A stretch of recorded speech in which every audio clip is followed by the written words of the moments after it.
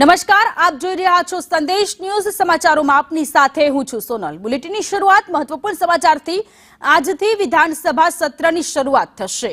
બપોરે 12 વાગે વિધાનસભા સત્રનો પ્રારંભ થશે। રાજ્યપાલના સંબોધનથી બજેટ સત્રની શરૂઆત થશે। રાજ્યપાલના સંબોધન બાદ શોકદર્શક પ્રસ્તાવ રજૂ થશે। આવતીકાલે નાણામંત્રી કનુ દેસાઈ ગુજરાતનું બજેટ રજૂ કરશે। અંદાજિત 3.72 લાખ કરોડનું બજેટ રહેવાની સંભાવનાઓ છે। બજેટ સત્રમાં કુલ 4 નવા વિધેયકો પસાર કરવામાં આવશે।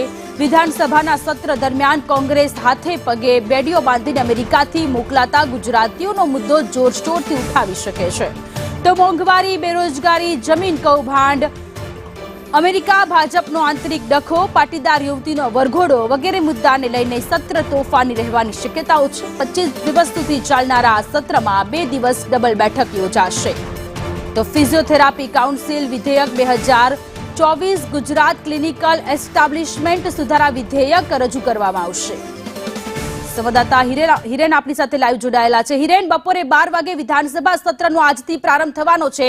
કયા કયા વિધેયકો રજૂ થઈ શકે છે?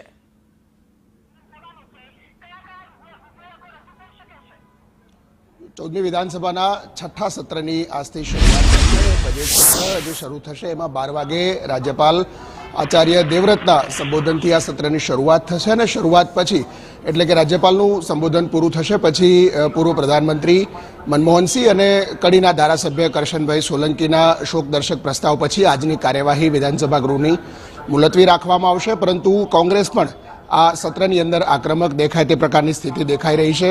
જે અલગ અલગ રાજ્યમાં ઘટનાઓ બનેલી છે અને એમાં છેલ્લે નર્સિંગ સ્ટાફની ભરતીવાળો વિષય છે એને લઈને પણ વિધાનસભા ગૃહ બહાર કોંગ્રેસ થોડા સમય પછી અહીંયા વિરોધ પ્રદર્શન પણ કરવાનું છે।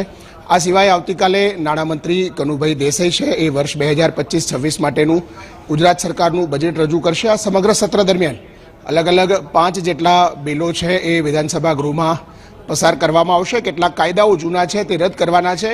આ સિવાય સત્રની સમાપ્તિમાં એટલે કે 29 માર્ચની આસપાસ સંભવતઃ રાજ્ય સરકાર યુસીસી માટેનું બિલ છે એ પણ વિધાનસભા ગૃહમાં લાવે તેવી શક્યતા દેખાઈ રહી છે। કારણ કે 45 દિવસનો જે કાર્યકાળ છે એ ચાલુ સત્રમાં જ પૂરો થાય છે અને સંભવતઃ સરકાર એ દિશા તરફ પણ અત્યારે આગળ વધી રહી છે।